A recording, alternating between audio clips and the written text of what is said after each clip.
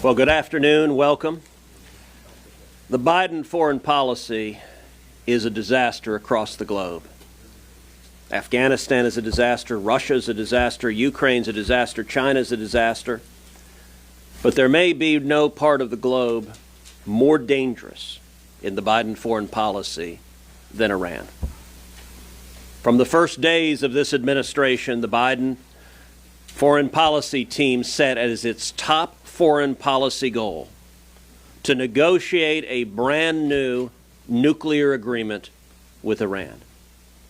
The Obama nuclear agreement was catastrophically dangerous.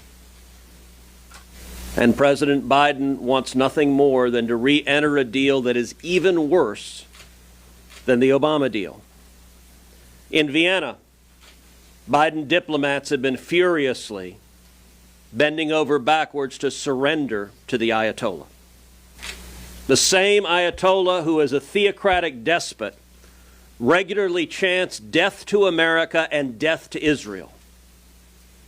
This administration wants nothing more than to give them hundreds of billions of dollars in sanctions relief. Money that will inevitably be used, number one, to murder Americans. Iran is the world's leading state sponsor of terrorism. And number two, to develop nuclear weapons.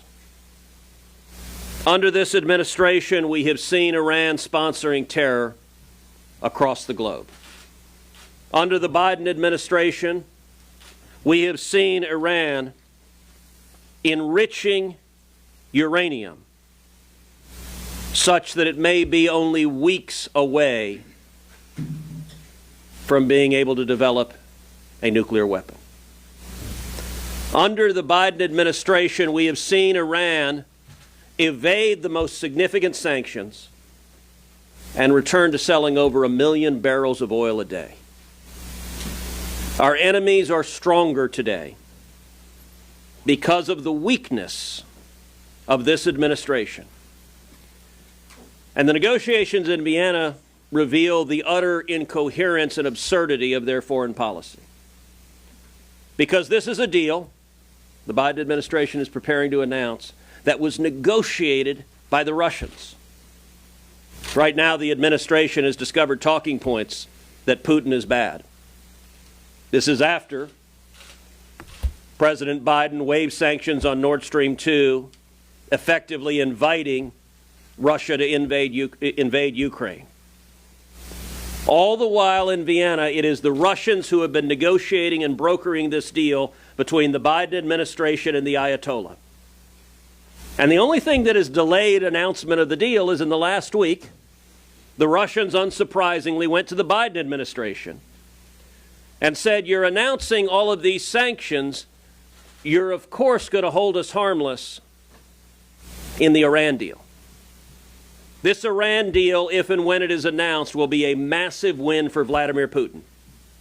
Because the Biden administration has been eager to tell Putin and tell the Ayatollah, of course, we will have a carve-out for the Iran deal on Russia sanctions, which means Putin will make billions in oil and gas transactions, in nuclear transactions, and in weapons transactions. Putin wants to be the leading arms dealer to the Ayatollah.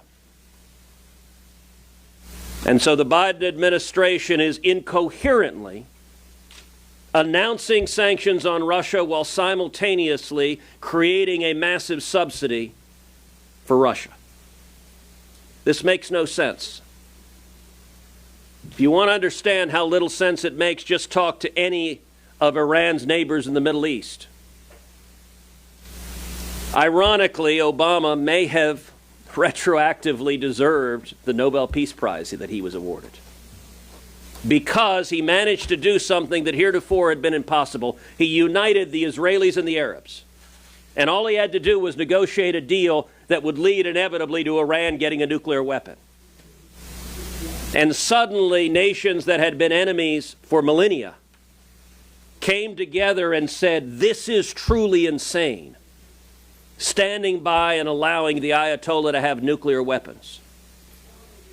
If this deal goes forward, it will have no effect unless and until it is submitted to the Senate as a treaty and ratified by 2/3 of the Senate. If it were actually a good deal, it should be able to get ratified by 2/3 of the Senate. The chances that Biden will submit it as a treaty are 0.0%. Under existing statute, he's required to submit it for congressional approval. You may see the Biden administration try to stiff Congress even on that. But if this administration tries to ram through a terrible deal, in Congress, you could expect Congress to do everything possible to resist a deal that gives Iran and the Ayatollah the resources to develop a nuclear weapon. And you can rest assured that on January 20th, 2025, the next presidential administration, which I believe will be a Republican administration, will rip to shreds whatever terrible deal Biden gives away to Putin and the Ayatollah in Vienna. If, God forbid, the Ayatollah gets a nuclear weapon, the odds are far too high that we may discover in the skies of Tel Aviv or New York or Los Angeles, when a theocrat chants death to America and death to Israel, we should take those threats seriously.